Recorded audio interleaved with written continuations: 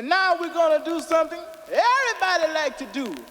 All right, here we go. 1, 2, 1, 2, 3, 4. Yo, this is Charlie Tuna from Jurassic 5. This is Mark Ray. This is Craig Charles. And you are now tuned into Joints and Jams With Shaka Loves You. with Shaka Loves You. With Shaka Loves You on Soho Radio. Listen on the slide. You gotta have tiny legs. Nah, longer fingers, I think. Yeah. I can ruin any party, mate. Just say no. And good luck on y'all show, man, for real.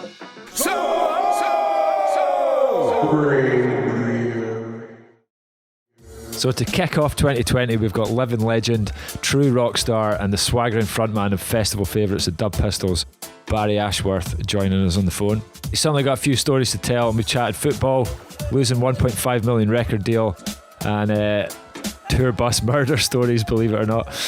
So here it is, our chat with Mr. Barry Ashworth. So we're on the phone with Mr. Dub Pistols himself, Barry Ashworth. How's it going, mate? Not too bad, mate. Not too bad. So you've been on a tour recently. What, the last 32 years? Yeah. The Addict tour, how did that go? That was amazing. I mean, I think we're 90% sold out every show. So, it's just been incredible, really. Just going to take off a few weeks now. I head off to Thailand and then off to New Zealand and Panama, and then come back and start touring again. Amazing. Nice. Is that all for pleasure or any work while you're there? I'm going to take a few weeks off in Thailand, and then I'm off over to New Zealand to do Explore Festival. Then Panama to do Tribal Gathering Festival. Oh, wow. Come back, do snow bombing, and then start another UK tour. There you go, straight back Non-stop. into it. Living the dream. So we noticed there was no Scottish dates on the last tour. Any particular reason for that, Barry? None, apart from it's a long way to go without a massive fan base. No, I always loved playing Glasgow, always loved playing Edinburgh. It's just that for some reason there is a thing where if we go past Newcastle, we drop off a cliff. Yeah. Do you know what I mean? So we'll have a following there, but it's very hard to make the shows, more economically viable. Yeah. I mean, I loved, last time we came up and we thought it was going to be a game changer was to come up and play Belladrum. It absolutely hammered it down. We got a really lovely spot, prime time on the main stage, and it absolutely hammered it down. So nobody was there. That sounds like a Scottish festival. Yeah, I used to always come up and do Rock Nest every year. That was always good. I've done Tea in the Park a few times. That's always been lively. I always enjoy it every time we get there. But like I say, as part of the tour, it's just been financially quite difficult. Yeah. I think a lot of bands, we notice a lot of bands struggle with that. Coming up north. Don't know why. I don't know why it is. I mean, it's only awareness. It's like, the shows. I mean, we'll always pull up a good crowd in Glasgow, but it's like, you're getting your damn Dundees and Aberdeens, and it's like, who, what? Yeah, totally. So we just wanted to kind of take it back to the beginning a little bit, if that's all right. So you grew up in South London, yeah, and it was kind of like some of your family were Scousers, is that right? Yeah, I'm first generation Mockney. My family are all Scousers. Right. First thing you've done is put in a red shirt. We had my grandmother down, she'll never walk alone. I always grew up, South London boy. Nice. What are you Rangers or Celtic? I'm Celtic. I actually live in the East End. I live literally stone's throw from Parkhead. Right, okay. I was always a massive Celtic fan growing up because of the Kenny Dalglish links. But I've got to admit, I've switched my allegiance since they've taken Gerrard up to Rangers. Ah, really? Shot, right, let's end it. Yeah, totally. That's all the time we got. Yeah. I just want to see Gerrard do well. It'd be nice to see some competition back up in Scotland, wouldn't it? Yeah, totally, man. Did they not get pumped at the weekend? Yeah, I saw that. Yeah, I saw that. 10 men. But 2 years ago, Rangers were completely and utterly kicked out. They were demolished. Down Demolished. Yeah, were pretty much taken apart. I remember going to a Celtic Liverpool game, and it was back in the UEFA Cup run. Yeah. This is going back probably over 10 years or something now, but I still remember it was a home game at Parkhead, and You'll Never Walk Alone, the Celtic fans and the Liverpool fans singing at the same time, and everybody with their flags up. That was pretty special. You'll Never Walk Alone always puts your hairs on my arms anyway. But I also remember, obviously, it was very poignant because of Hillsborough and things like that. Do you know what I mean? I think, wasn't it one of the first games that we played was against yourselves, I think, after Hillsborough, do you know what I mean? So, yeah, there's quite an allegiance between the two clubs. What were some of your earliest musical influences then? And that's kind of set you off on the path to become a musician. You were in like the Clash and stuff.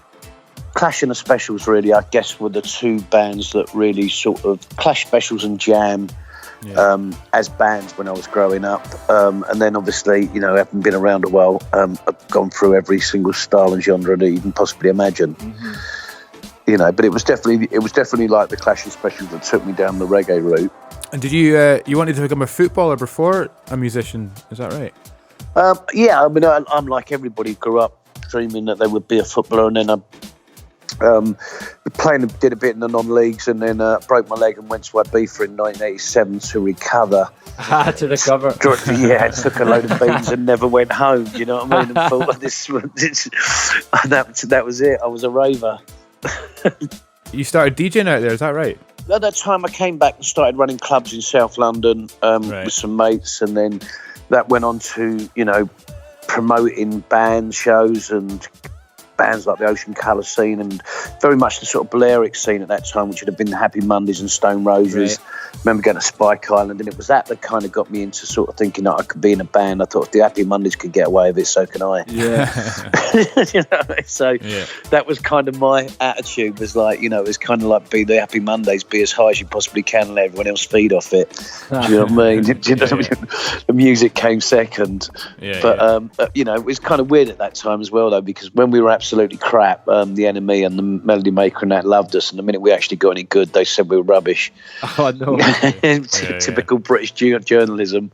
That was in the first band. I mean, that was Cowboy Records time. Charlie Chester and the Perks of Living Society and things like that were doing really well. And then after that, really, I guess I got into the sort of breakbeat scene, or big beat scene as it was known as then. We started off as trip hop, and then it was Admiral House, and then it was big beat. The sound of Norman Cook come along, and Propeller Heads and Wall of Sound, and it was kind of part of that first early movement, I guess. Yeah. And then is that when the Dub Pistols kind of started to form? Yeah, it was me wanting to make breakbeat tunes, basically. Do you know what I mean? Because I kind of love the fusion of the hip hop and the electronic. It was kind of like, it was fresh compared to the sort of house music that had become very formulated and generic at that stage. And I just got bored, and suddenly there was this fresh sound, and I was like the Chemical Brothers and Dust Brothers as they were then known, and I was off. That was it. And when did Jimmy Iovine come into the equation then? That was kind of later. That was after the first album, Point Blank. We got a deal with A&M Records. They went bankrupt. We came home, and Jimmy Irvine heard this track we'd done with Planet Asia, and he sort of phoned us up and got in contact with my manager, said it was the best record he'd heard in 15 years, and then flew us out and did a $1.5 million deal. So it was kind of like gone from broke, absolutely penniless to 4 years of blowing £1.5 million. I don't think it even took me that long to blow it all before I came back broke. We were speaking to a friend of ours who got a kind of similar deal, but it was a deal to go and play in Vegas as a DJ, and he'd kind of never had anything like that before, and basically pissed it all up a wall. But like sometimes when that kind of thing happens to you, sometimes you got to go through those highs, lose it all, and then kind of start again with a sort of fresh perspective on it. Well, I think when you're younger, you kind of think it's going to last forever, and you think, this is just the start, and you kind of get used to it, and then next thing you know, it's like, I guess it's like a roller coaster. It takes ages to sort of get to the top of that hill, and then it's a very quick shoot straight down to the bottom again, and you're like, what happened? I want to go again, and you just have to regroup. Do you know what I mean? Like a boxer, pick yourself up off the floor and start thinking I better start taking this a bit seriously. When we're reading about the timing of the deal with Jimmy, and then obviously 9/11 happening was, from your point of view, pretty terrible timing. It was a world-changing time in global politics. I mean, it was a day the world changed. Totally. And a lot of people lost their lives, so you have to put it into perspective. And the whole world changed. So yeah, I mean, it was really disappointing to lose our deal and have our record put on hold. But at the same time, you know, it was just one of those things. It's the story of every band. You know, what could have, should have, would have. You know, that's just you know. I've always thought that if you know. You always think you're just about. I've never ever let yourself believe that you've actually made it, because some people always turn around and hit you straight in the face with a bat. Do you know what I mean? It's like it still takes a lot of luck and a lot of things going for you to actually get it over the line. So, I mean, I've been lucky enough to have the career I've had and be successfully unsuccessful. Yeah, totally. So what kind of motivates you to keep sort of going year on year? This is going. You said about 30 years in the business now. Yeah, and some more. But I guess it's just, I mean, I'm like I said, I'm lucky enough to have this career. I'm lucky enough that people still booking us. I'm, you know, just finished 2 new albums, so that'll be like album 8, 9 and 10, all ready to go. You've got a documentary coming out, started my festival. So as luck would have it, we're still on the increase. I think, you know, we're still on the incline rather than the decline. So why that's still happening and whilst I still can, you know, I'm going to still enjoy myself. Yeah, man. So, Lucky Weekender, going into year 2 now? Yeah. How was year 1? How's it looking?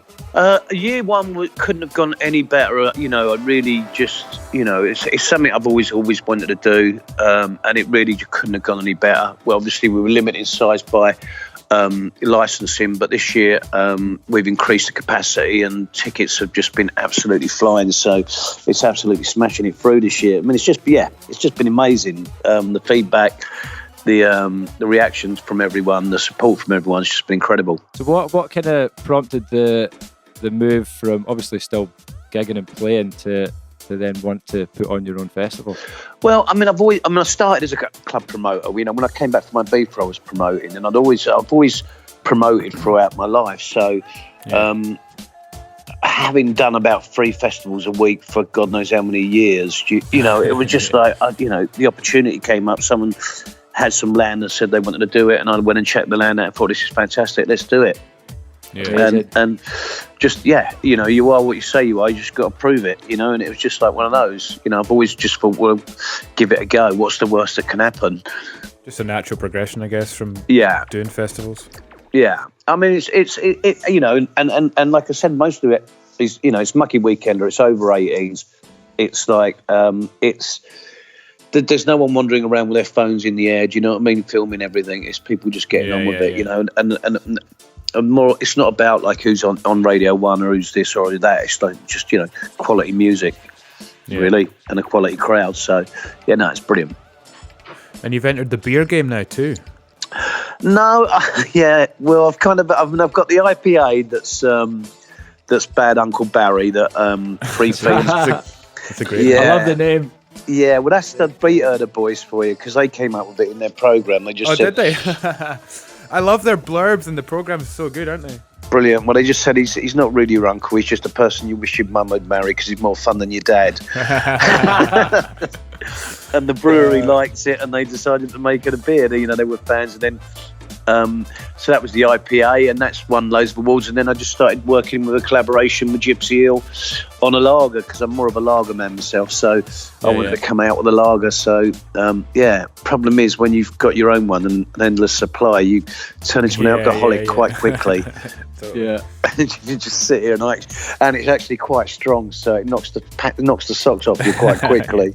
So we hit up one of your good mates to get some stories on you. So we're gonna do a little true or false section if you're all right with that. Yep, go ahead. Right, true or false? You once stage dived in the middle of a show into a swimming pool to only find out it wasn't a swimming pool, it was just 3 inches of water.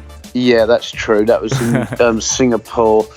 It was so hot, it was unbelievable. We were in suits, and I launched myself off the stage, and as I was in the air and realised that it was really not going to turn out very well for me, and it didn't. It couldn't have gone any worse. Did you finish the show? Yeah, no, absolutely. Right. I mean, I've broken my leg 3 times on stage, so I'm kind of used to it now. Yeah. Adrenaline will get you through. Yeah, totally. So getting caught in Ibiza airport in a wheelchair by custom. Yeah, that was true. That was true as well. It was at the premiere of It's All Gone Pete song, and we probably got a little bit more refreshed than I should. And I mean, I'll probably get crucified for it, for making out I was disabled when I wasn't. And so why were you in a wheelchair? Just because I decided that I couldn't walk. Do you know what I mean? As you do. And it was a bit embarrassing, and it was involved other things as well. That things it shouldn't have. And basically, they saw me on the camera, and in front of about 200 journalists, I got anally probed. But as luck would have it, I got away with it all because I'd done everything. There you go. Yeah, sad but true. Yeah. Right. Did Lily Allen do a drum and bass set at your carnival party? Lily Allen came and hung out with us at our carnival party a couple of times. A drum and bass, I mean, no, I don't think she did. Might have been off her face. No. She came and hung out. She hung out. I think she was seeing one of the Chemical Brothers at the time, and she just came down with them. So that, I mean, if this next one's true, this might be an entire different podcast episode. A serial killer bus driver who was hiding the bodies on the tour bus in France. You'll have to wait for the documentary to find out. Are you allowed to talk about this? There has been an incident, and it's going to be in our documentary. The investigation is ongoing. Oh no, the guy's doing life. Oh shit! Doing life. So it did actually happen. And it's going to be in our documentary. What could possibly go wrong? The history of the Dub Pistols. Yeah. I think we've just turned this into a true crime podcast here. Yeah, no, I mean, I didn't notice anything because obviously I was off my head, and it was June. We were going to sound check, and apparently we were picking up the bodies then. Yeah, pretty dark business. So speaking of the documentary, when's that going to be? Well, we're just doing the final cuts now and negotiating. Which outlet we're going to put it through, but it's pretty much done. It's been, we've been doing it for about 8 years, so it's finally ready. Any other projects coming up you can tell us about? I got 2 new albums done. Nice. So I'm hoping to start releasing early in the new year, and then I want to release another album around September, the time of the festival. So hoping to release 2 albums next year, but I'm not sure if that's been too ambitious, whether or not the world could take 2 albums in 1 year. We'll see. Well, listen, Barry, thanks very much for taking the time to chat to us, man. Really appreciate it. Pleasure, brother. All the best, mate. Thanks. Speak soon, bro. Bye.